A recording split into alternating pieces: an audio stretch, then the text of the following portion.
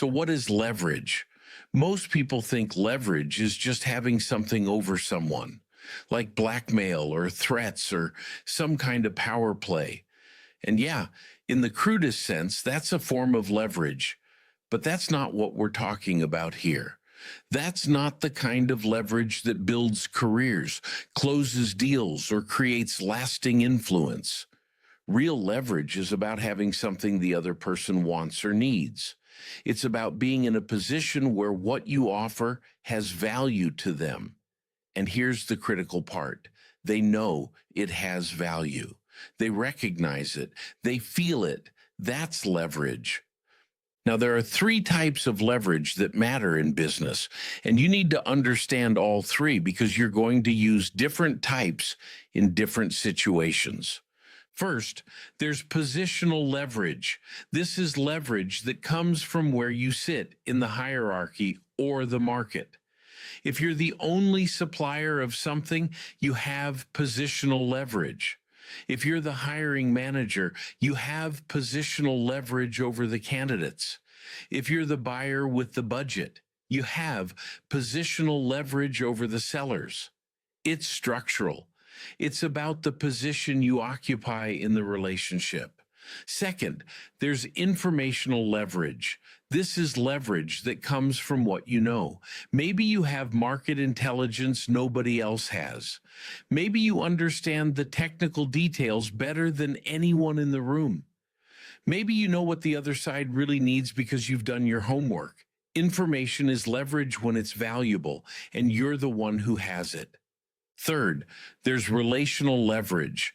This is leverage that comes from who you know and who trusts you. If the decision maker trusts your judgment, you have relational leverage. If you have relationships with key stakeholders, you have relational leverage. If people want to work with you because of past successes, that's relational leverage. It's the hardest to build and the most valuable long-term. Now, here's what most people get wrong about leverage. They think you either have it or you don't. Like it's binary. Either you're in a position of power or you're not. Either you have the upper hand or you don't. That's not how it works. Leverage is always present in every interaction. The question is not whether leverage exists. The question is who has more of it and in what areas.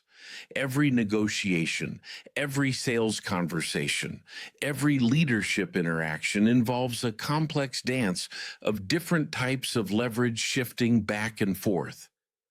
Let me give you an example. Let's say you're in a job interview. On the surface, it looks like the company has all the leverage, right? They have the job. They have the money. They're deciding whether to hire you. Positional leverage is clearly on their side. But wait, what if you're a specialist in something they desperately need? Now you have informational leverage because you have skills and knowledge they need. What if you have multiple other offers? Now you have positional leverage too, because you're not desperate. What if the hiring manager knows someone you worked with before who raved about you? Now you have relational leverage. See how it works? Leverage is not one thing. It's not static. It shifts and changes based on the specific context of the interaction.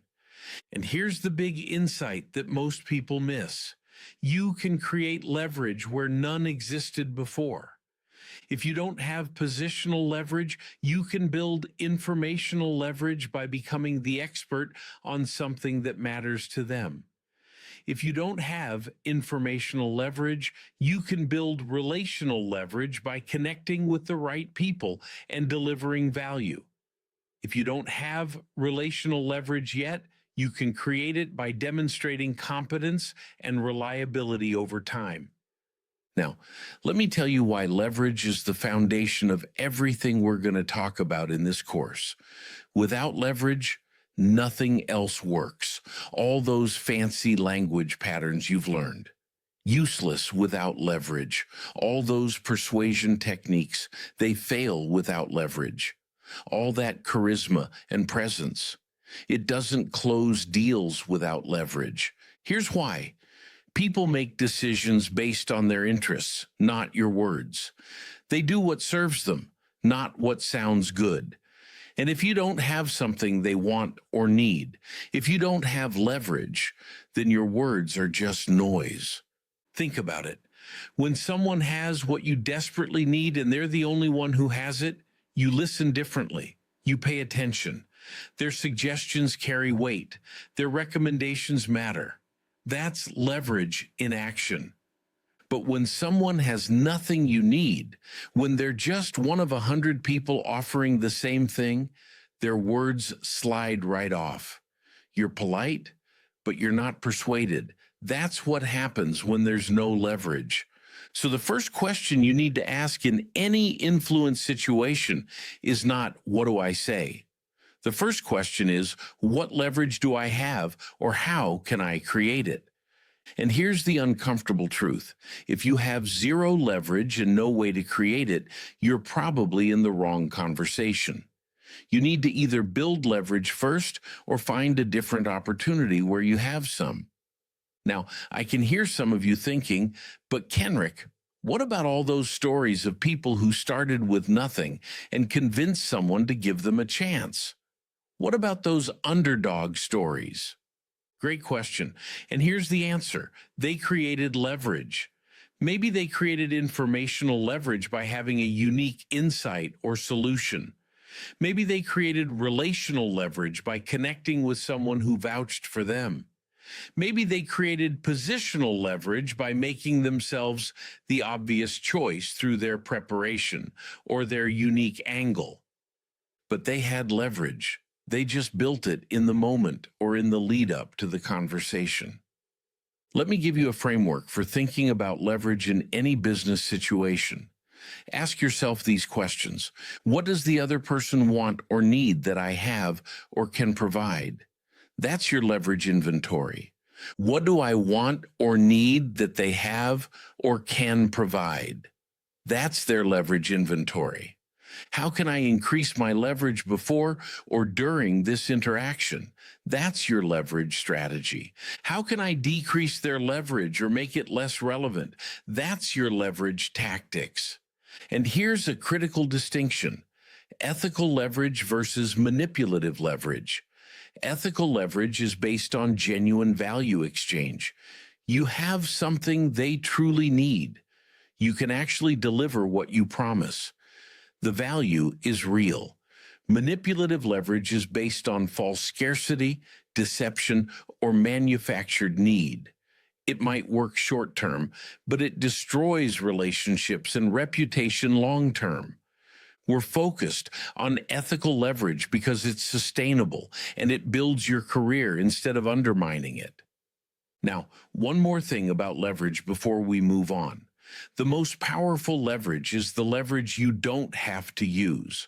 When someone knows you have options, when they know you bring unique value, when they know other people want to work with you, you don't have to threaten or posture or play games. The leverage just exists in the background, shaping the entire interaction. That's the leverage you want to build, not the kind where you have to constantly remind people of your position or your power, but the kind where it's just understood, where it's baked into the relationship, where it's obvious to everyone involved. So here's your homework from this lesson. Look at the 3 most important professional relationships or opportunities in your life right now. For each one, map out the 3 types of leverage: positional, informational, and relational. Where do you have leverage? Where do you lack it? And most importantly, how can you build leverage where you need it? Because once you understand leverage, everything else we're going to talk about makes sense. Without understanding leverage, you're just collecting techniques that won't work when you need them. Leverage is the foundation. Get this right, and everything else becomes possible.